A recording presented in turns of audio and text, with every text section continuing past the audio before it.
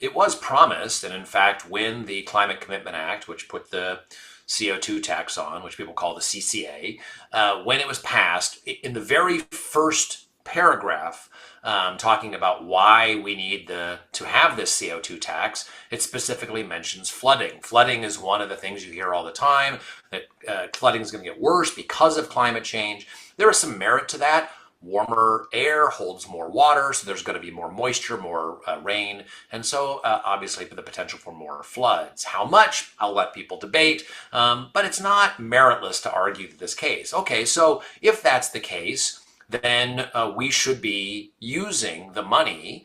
More than $1.5 billion was spent in the first 2 years from the CO2 tax on various programs. So I wanted to see, okay, since we're blaming these floods on climate change, did we use the money, to fight climate change, to prevent flooding? And the answer is very little. Out of that 1.5 billion, just over $7 million was spent, which is about 0.5%. So a very tiny amount.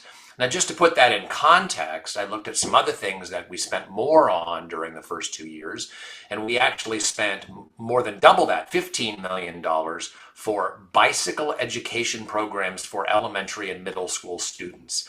So, despite the fact that flooding is often mentioned as one of the things that we have to mitigate and deal with climate change, how we actually haven't spent very much money to do that very thing.